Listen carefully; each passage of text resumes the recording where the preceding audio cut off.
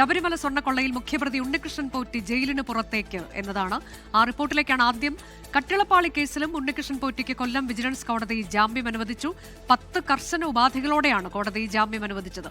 സ്വർണ്ണക്കൊള്ള കേസിൽ ജാമ്യത്തിലിറങ്ങുന്ന 4ാമത്തെ പ്രതിയാണ് ഉണ്ണികൃഷ്ണൻ പോറ്റി. ദ്വാരപാലക കേസിന് പിന്നാലെ കട്ടിളപ്പാളി കേസിലും ജാമ്യം ലഭിച്ചതോടെയാണ് ഉണ്ണികൃഷ്ണൻ പോറ്റി ജയിൽ മോചിതനാകുന്നത്. ഇന്നലെ വാദം പൂർത്തിയായ കേസിൽ ഇന്ന് കൊല്ലം വിജിലൻസ് കോടതി ഉണ്ണികൃഷ്ണൻ പോറ്റിക്ക് ജാമ്യം അനുവദിച്ചു. അറസ്റ്റിലായി 90 ദിവസമായിട്ടും കുറ്റപത്രം നൽകാത്തതിനാൽ സ്വാഭാവിക ജാമ്യമാണ് പോറ്റിക്ക് ലഭിച്ചത്. കർശന ഉപാധികളോടെയാണ് ജാമ്യം. പത്തനംതിട്ട ജില്ലയിൽ പ്രവേശിക്കരുത്.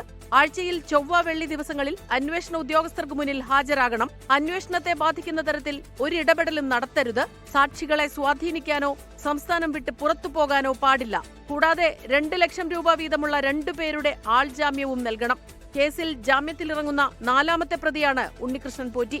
ശബരിമല മുൻ അഡ്മിനിസ്ട്രേറ്റീവ് ഓഫീസർ മുരാരി ബാബു, മുൻ എക്സിക്യൂട്ടീവ് ഓഫീസർ സുധീഷ് കുമാർ എന്നിവർക്കും സമാന സാഹചര്യത്തിൽ സ്വാഭാവിക ജാമ്യം ലഭിച്ചു. എസ് ശ്രീകുമാറിനെ തെളിവുകളുടെ അഭാവത്തിൽ വെറുതെ വിട്ടിരുന്നു.